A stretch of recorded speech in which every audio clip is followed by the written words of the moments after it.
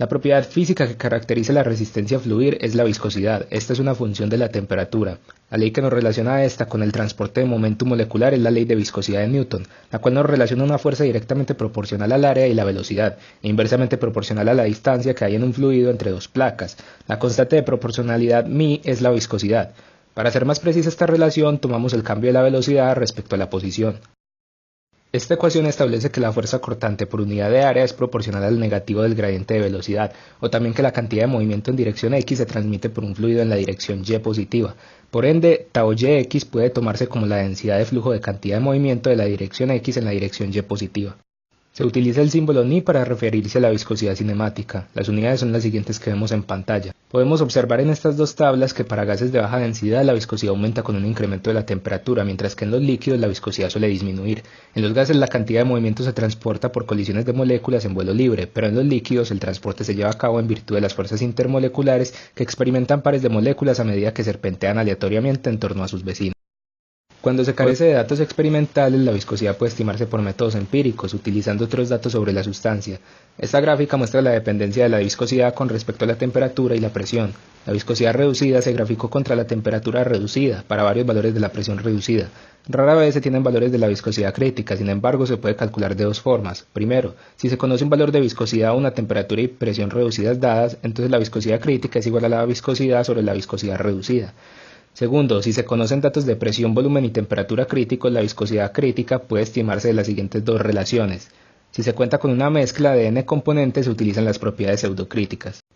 Para gases consideramos un gas puro compuesto de moléculas esféricas rígidas que no se atraen entre sí de diámetro d y masa m, y el número de moléculas por volumen unitario se toma como n. Se supone que la concentración de las moléculas de gas es tan pequeña que la distancia entre moléculas es su diámetro d. En equilibrio, las velocidades moleculares están dirigidas aleatoriamente y tienen la siguiente magnitud.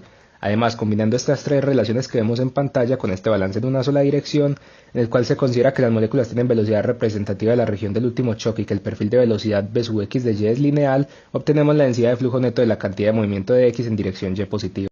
O al combinar estas tres ecuaciones llegamos a esta relación para la viscosidad. La predicción de la ecuación anterior de que μ no depende de la presión es cierta hasta 10 atmósferas con temperaturas por encima de la temperatura crítica. Con respecto a la dependencia de la temperatura, el modelo es menos satisfactorio. Una rigurosa teoría cinética de gases monoatómicos a baja densidad es llamada la teoría de Chapman-Enskog. Esta proporciona expresiones para las propiedades de transporte en términos de la energía potencial intermolecular phi de R, siendo R la distancia entre un par de moléculas en colisión.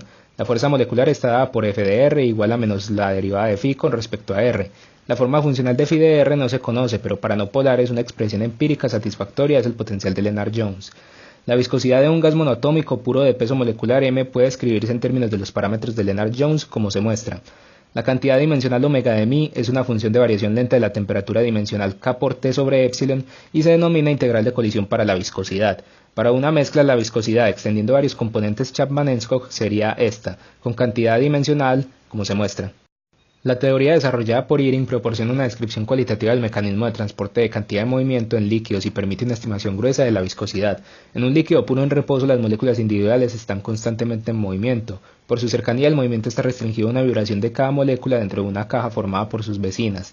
Esta caja se representa por una barrera de energía con altura delta de Gibbs sobre el número de Avogadro. Según Iring, un líquido en reposo experimenta constantemente reordenamientos en los que la molécula escapa de su caja a un hueco y se mueve en cada una de las direcciones coordenadas en saltos de longitud a y con frecuencia ni por molécula. O también podemos expresar la viscosidad de esta manera. Las energías libres de activación, determinadas al ajustar la ecuación anterior a datos experimentales de viscosidad contra temperatura, son casi constantes para un fluido dado y están relacionados simplemente con la energía interna de vaporización en el punto de ebullición normal. Al utilizar esto y hacer que ρ sobre A sea igual a 1, se obtiene lo siguiente. La energía de vaporización en el punto de ebullición normal puede estimarse aproximadamente a partir de la regla de Troughton.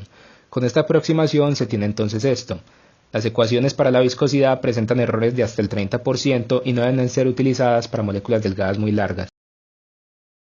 Un experimento cualitativo sobre la viscosidad consiste en agregar azúcar a un vaso de agua con un agujero en el fondo y medir cuánto tiempo toma para que todo el agua salga. Dado que al agregarle azúcar al agua estamos cambiando la densidad del agua, este se vuelve más viscoso. En nuestro experimento comparamos un vaso de agua sin azúcar, el cual le tomó 1 minuto y 18 segundos en vaciarse, contra un vaso de agua con 300 gramos de azúcar, el cual se demoró 1 minuto y 25 segundos.